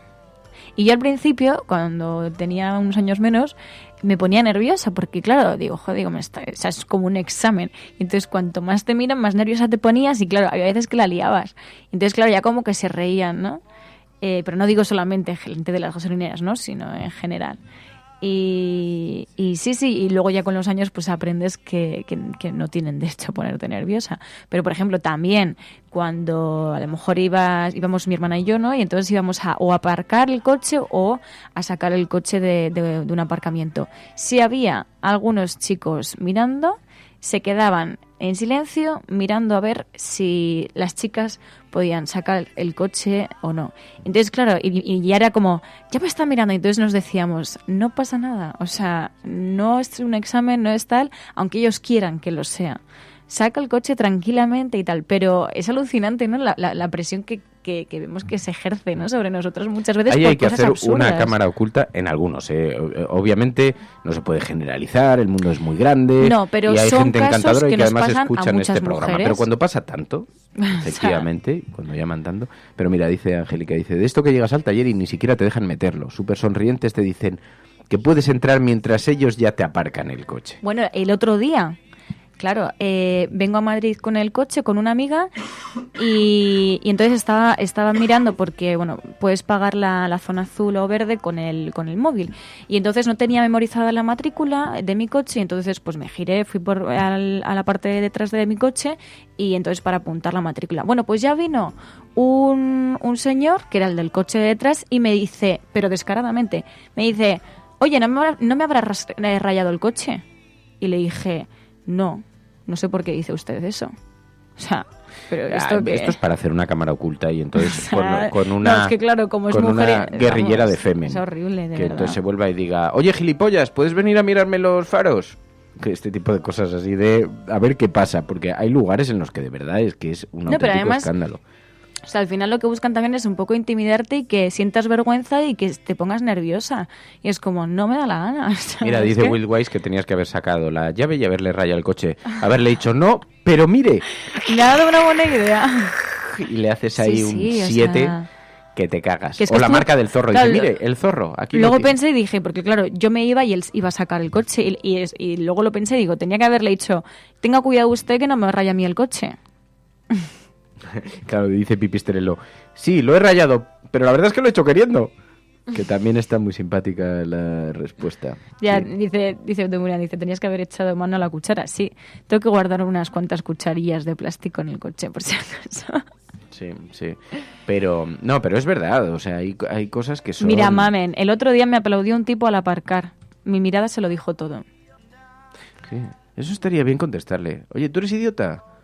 Es que, claro, luego es... No, pues porque que además esta yo gente, no sé de dónde viene esta superioridad moral...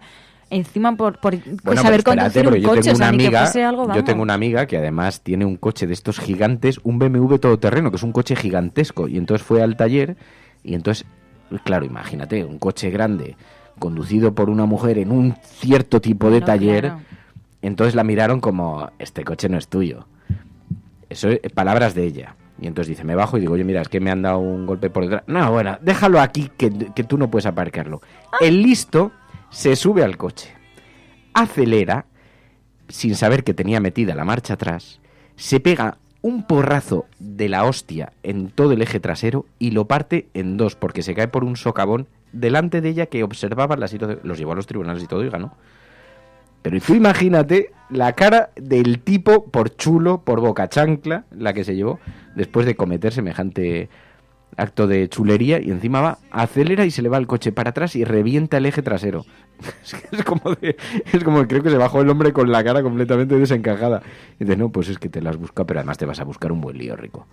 Por listo. Es que esa luz, pero es que yo no sé en qué mente cabe ese tipo de razonamientos, es que no lo entiendo. Pero es algo que nos pasa a muchas mujeres. No serán todos los hombres, pero nos pasa a muchas mujeres y sobre todo aprovechan, sobre todo cuando cuando tienes unos 18, 19 años, que empiezas a conducir y entonces ya la inseguridad que tienes, pues ellos te la incentivan, ¿no? Porque parece que les gusta verte insegura, verte nerviosa y bueno, digamos que te supeditas, ¿no? A ellos. Sí, mira, dice, es que estoy ensayando la sonrisa sarcástica porque me ha gustado. Dice, la mejor respuesta a esos comentarios es sonreír sarcásticamente. Dice que consigue sacar al otro de quicio sin decir ni pío. Es una sonrisa como de desidia, como de tú, ¿qué dices? Pero qué cosas, ¿no? Pero bueno, es verdad, claro, sí, entiendo que supongo que lo sufriréis con mucha más intensidad. Claro, es que en ese momento es muy difícil sonreír porque tienes un cabreo encima que no te permite sonreír. A ver, es una buena estrategia, la voy a intentar hacer la próxima vez, pero no te sale una sonrisa precisamente, lo que te sale es llamarle de todo. Sonrisa pantojera, dices, Broker. Pero digo que, fíjate, pues si os pasa siendo mujer de forma tan intensa, porque es verdad que es que a los hombres incluso es el expertise del know-how al que me refiero, ¿no? No, usted no sabe, que esto me pasó con un tipo que vino a cambiar. Yo he cambiado todos los grifos de casa, pero se rompió uno de los lavabos y vino el del seguro. Y entonces le dije, no, mire, es que... Ay, sí, yo viví esa historia. Una bronca, y me dijo, no tienes ni idea. Digo, perdone, es que soy yo. No tienes ni idea de cuánto se tarda esto. Y entonces le dije, hombre, vamos a ver, que he cambiado todos los grifos de la casa yo. O sea, que no están aquí porque hayan aparecido por acción del Altísimo, que los he cambiado uno por uno y además uno de ellos tiene conmutador de temperatura y doble entrada de grifo con canal de estrechamiento, querido, que estuve una tarde entera aprendiendo el diseño de esto y tampoco era de la NASA precisamente, pero el expertise de esta grúa es que no va a caber por la calle. Digo, bueno, pues tendrán que enviar una que quepa, yo qué sé. Es que es como que siempre pasa algo. Siempre es culpa tuya, o sea, hay un expertise en el que siempre tú tienes la culpa. Entonces yo digo, a ver, no lo sé, yo he llamado a la grúa, he dicho en qué calle estaba y comprenderá que no tengo ni idea. O sea, vengo que todavía corriendo. Está en el taller. Ya, eso es verdad. No, porque luego se lo llevaron al taller. Vale. Hay que decir que luego hice un trayecto con él y... A ver, no, yo entiendo al ser humano y entonces no juzgo a nadie por estas cosas. Yo creo que hay que intentar ser simpático cuando uno trabaja de cara al público y está bien y solo faltaba, ¿no? Pero Pero bueno, me quedé un poco impresionado, no era muy locuaz, y entonces yo intentaba ahí como ser majete y decirle, joder, vaya lío, pues tanto tiempo ahí trabajando en las grúas, vaya rollo, vaya no sé qué tal. En fin, bueno, nada, que tampoco fue amable, o sea, dentro de todo, pues me llevó el coche de un sitio a otro. Luego ya lo pudieron cargar bien y oye, que es un trabajo, joder, también entiendo que la gente ahí está currando, levantando coches todo el día arriba por abajo, no debe ser nada gracioso, ¿no? Pero bueno, dentro de eso, pues un poco de sonrisilla así de medio lado compartida. Luego vino un compañero suyo bastante simpático, sí, que me dijo, pero ¿cómo has hecho tú para perder las 2 llaves? Digo, ¿en la aventura que te llevas qué? Sí. Pero además, yo creo que hubo una cierta complicidad porque me dijo, ¿en serio has perdido las 2 llaves? Y digo, sí, macho. Y dice, ¿cómo has hecho para eso? Y digo, soy un mierda. Digo, así lo resolvemos más rápido. Y entonces ya al ver que yo entraba humildemente en mi auténtico género, errores, que reconocía mi ubicación en este espacio temporal, entonces el tío dijo, esto lo sacamos de aquí enseguida, ya verás. Digo, bueno, pues nada, vamos para allá. Bueno, está preguntando Gabriel Rufián, si queréis conectamos un momento, porque decía, ya nos habíamos despedido, pero como sabía que había cierto morbillo en esta España, casi todos, ha dicho, me parece gravísimo, a preguntas de mi compañera Noelia Vera, que no tiene ninguna opinión buena de la UDEF. ¿De quién? De la UDEF. Que no tiene usted ninguna opinión buena, en definitiva, del Departamento de Investigación de Delincuencia Económica. No. Déjeme acabar. Acaba. De la Policía Nacional. Me parece gravísimo, teniendo en cuenta que usted forma parte de un partido que se autocalifica cada día con golpes de pecho de patriota, de superpatriota, y que se manifiesta con la Policía Nacional en un montón de sitios. Le pido que lo explique, por favor, cómo usted está tan en contra de la UDEF y, en definitiva, de la Policía Nacional. No, si se ha entendido así por su señoría es porque yo me he expresado mal y, por tanto, rectifico. Yo no tengo un mal concepto de la Policía Nacional, ni siquiera de la UDEF, aunque no soy entusiasta, vuelvo a decirlo. Tengo mal concepto. Es una manera elegante de decirlo. Bueno, se lo reconozco. No, si voy a decirle de quién tengo mal concepto. Por orden, por favor. Tengo mal concepto, señor Rufián, de comisarios de policía. ¿Ah, sí? Al frente de la UDEF. Sí, y usted también probablemente, porque ahí estaba. Pero por motivos muy distintos, ¿eh? Seguro. Déjeme que se lo explique. Mire, después más o menos, no sé, saldrán los trajes de camp, supongo. No. No. Bueno, pues que no salgan, se los saco yo. Mire, yo lo que no puedo aceptar es que se llame por teléfono un comisario al frente de una investigación de la UDEF al presidente de la Generalitat a su teléfono particular para notificarle un auto de la Audiencia Nacional sin que haya una garantía de formalidad, de escrito, de firma, etcétera. Cuando además aquel señor no tenía por qué tener el teléfono particular del presidente de la Generalitat. Por poner un ejemplo. O que se lancen determinados avisos a través de terceras personas porque se ha estado justo en el lugar trabajando por el que uno es diputado. Por eso yo de determinados jefes no tengo un buen concepto, porque usted lo comprenderá, porque yo creo que usted en estos puntos tiene, en otros nos discreparemos, recta intención, y créame que yo la he tenido. Yo, cuando se trata de luchar por averiguar la verdad de acuerdo con la ley, este tipo de personas no me gustan nada, lo vuelvo a decir. Y ya sabe usted que la estoy jugando una vez más. No me gustan nada. Yo le creo esto que usted ha dicho de los trajes de camps y de la llamada, pero yo que soy un tanto desconfiado, igual creo que a usted no le gusta mucho la UDEF, porque la UDEF dice que mientras usted estaba dándole restos de sus hijos mal, siendo muy generoso a los familiares de esa canallada llamada accidente del Jack 42, según la UDEF, repito, no yo, un peligroso separatista bolivariano, sino según la UDEF, a usted le estaban pagando 36.000 euros en negro en el PP. En total, usted cobró, según la UDEF, 200.000 euros en negro en 6 años. Yo diría, siendo desconfiado, que igual a usted la UDEF no le gusta por eso. ¿Es así? Hombre, ciertamente, si esas cosas son las que van diciendo, me gustan todavía mucho menos. No sabía que dijeran semejantes barbaridades. Sí. No, lo niego contundentemente. No sé de dónde se saca semejante historia la llamada UDEF. No sé si es la UDEF o la otra, que todavía, por cierto, también si quiere entramos en la otra. Pero explique, explique. ¿Qué es la otra? No tengo nada que explicar. ¿Pero qué es la otra? ¿Qué es la otra? Lo que está usted diciendo es rotundamente falso. No, yo no la veo. Mire, señor Rufián, ¿qué es la vuelvo otra? a decirlo y traigo aquí ¿qué es la otra? las explicaciones que la quiera otra, pero sobre la otra el accidente del Yak 42. No se me escape. ¿La otra qué es? ¿La otra qué es? No, me refiero a que ni me gusta la actuación de la Policía Judicial, de algunos comisarios de la UDEF, ni tampoco algunas actuaciones de la Policía Judicial, que no he encontrado la norma por la que legalmente está habilitado el grupo de la Guardia Civil que trabaja para ello. Bueno, la comparecencia de Federico Trillo y las respuestas a Gabriel Rufián, ese intercambio, mañana nosotros vamos a verlo despacio y ya mañana podremos extraer lo que sea más relevante de toda esta comparecencia y así los oyentes pueden descansar en algo, porque si no vamos a estar permanentemente conectados aquí escuchando y pasando el rato. Pero antes de irnos, algo importante para la resistencia de la cafetera. Mamen Páez se va mañana a Malawi. Wow. Como sabéis, todos los años viaja allí para ofrecer su ayuda.